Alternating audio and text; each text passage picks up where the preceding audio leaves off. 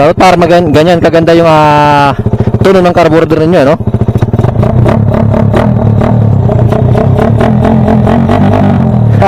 Pitik-pitik lang yan, par.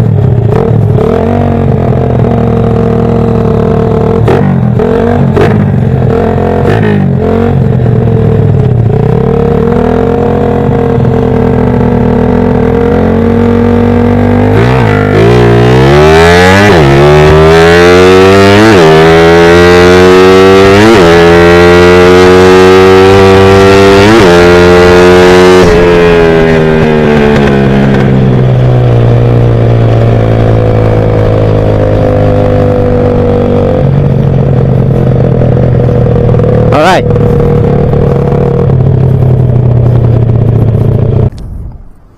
Yo, what's up mga parts? May Red Light Moto. Hello po sa aking mga followers and subscribers dyan. So ayan, bibigyan ko kayo ng konting ideya pagdating sa pagtutuno, no?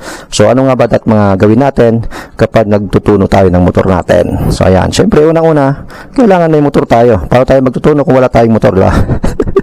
Right. Ayan, ang core nino na. Right. Ayan mga par. Ano nga ba dapat gawin sa una? Una na gagawin natin kapag nagtutuno tayo. Syempre, una kailangan naka-warm up yung motor natin. So, ano yung ibig sabihin ng warm up? Syempre, kailangan naka-normal temperature. Ano ba yung normal working temperature ng motor natin? Syempre, mainit, di ba? Syempre, tumatakbo yung motor natin.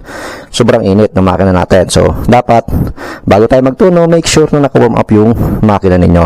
Kasi, pag nagtuno kayo ng malamig ng makina ninyo, pag uminit po yan, magbabago na naman ang tuno ng inyong mga motor. So ayan, ano nga ba dito? So maraming nagugulan dito, no? Pagdating dito sa air screw. So ayan, ito air screw na to, ito yung dagdagan ng hangin at saraduhan ng hangin. So ito yung napaka-importante rin sa pagtutuno, ano? So kailangan make sure ninyo na malinis yung mga carb ninyo, yung mga pinapasukan ng mga hangin na yan, mga butas na yan, kailangan make sure na malinis siya. Kasi pag hindi, at barado yan, sigurado mahirapan din kayo magtono. At sigurado mamamalya mga motor ninyo. And make sure, hindi lang po pagdating sa carb, pati rin sa kurente ng motor ninyo. Kailangan maayos yung daloy ng kurente ninyo, malakas yung kurente ng motor ninyo, walang problema. And syempre, yung spark plug nyo, siguraduhin nyo na okay pa yung spark plug nyo. Kasi isa rin yan na dahilan kung bakit namamalya yung mga motor natin. Pagkaluma na masyado yung spark plug natin at overuse na. Kaya hindi natin natutunan na maayos. So ayan, dito tayo sa carb. Pagdating dito sa carb, unang-una, pagtutuno kayo, mainit yung motor nyo. Make sure na bago kayo magtuno, mainit yung makina ninyo. Unang gagawin nyo is mag-open kayo ng isang pihit lang palagi. 1 turn. Palagi kayo magsisimula sa 1 turn pagdating sa pagtutuno. Ano po? Para makuha nyo yung tamang air na papasok sa cylinder head natin. And then, dagdag kayo ng pakunti-kunti. 0.5, 0.5, ganyan. Hanggang sa makuha nyo na kailangan walang hagok. Na pag pinipigaan nyo ng diretso, ay nang biglaan, hindi po siya mahagok. Ano? So, kailangan ganun po. Ano? Kasi yung iba, ginagawa, pagtuno nila, binubuksan kagad ng 2 turns o 2.5 turns. So, wag gayon. Kasi, pwedeng, hindi nyo kagad makuha yung 100% ng pagtutuno. So, kailangan at least 1 turn muna kayo magsimula. Hanggang 1 turn, siyempre, pabukas, pakaliwa, diba? Counterclockwise, pakaliwa yung bukas, dagdag kayo hanggang sa makuha nyo ng maayos yung walang hagok yung motor nyo kapag pinipiga nyo ng biglaan. Ano po? So, ayan, kapag dito sa hangin, namamalya-malya pa rin at hindi makuha ng ng maayos, pwede rin kayo mag-adjust sa needle clip. Diba? So ito, marami din nalilito dito sa needle clip na to. Diba? So marami din nalilito dito. Ito yung clip. So pagka ibinaba natin yan, dinadagdagan natin yung gas. Itong clip na to, pag binaba natin, dinadagdagan natin yung gas.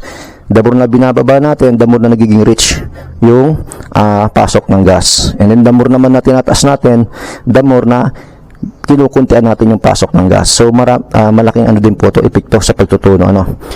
Yung iba kasi nagpapalit kagad ng malaking jetings kasi nga hindi daw nila natutunan ng maayos. So pwede po kayo mag-adjust dito sa needle clip, hindi lang po sa mga jetings, ano po. So make sure na alam nyo kung anong ginagawa nyo dito pagdating sa clip. So kailangan pagkaramdaman nyo rin. Siyempre, kailangan pagkaramdam nyo yung motor nyo kung namamalya ba o hindi. Dito kayo mag-adjust sa needle clip, diba? Kung nakukulangan kayo sa gas, pwede nyo ibabayan para lumakas yung pasok ng gas. Pag overgas naman, itaas nyo lang yung needle clip para babawasan yung gas. Siyempre, mag-spark plug reading kayo kasi makikita nyo doon sa spark plug reading nyo kung tama po yung ginagawa ninyong pagtuno ng inyong motor. So, kailangan optimal. So, ano ba yung optimal? Siyempre, golden brown or chocolate brown, diba? Yung nagkakalawang-kalawang na kulay, yun yung pinakamagandang sunog ng motor natin. Pero minsan kahit na golden brown yung sunog ng spark plug natin, minsan may palya pa, di ba? So hindi lang ganon. So ibig sabihin, pwede may problema kanya sa kuryente, di ba? So hindi pa masyadong 100% na nakatunog, kaya namamalya pa siya. So palagi natandaan, bago kayo magtutuno, kailangan naka-warm up yung makina nyo mainit. Kasi dapat nasa normal working temperature, ano po.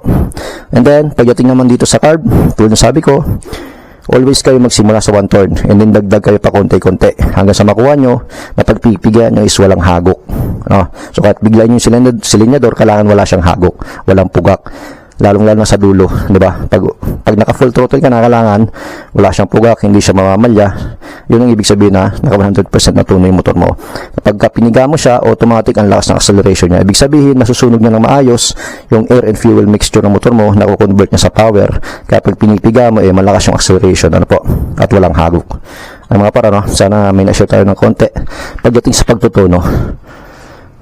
Ayan mga par, let's make ang red light ng moto. Ride safe, play safe sa ating lahat. Alright.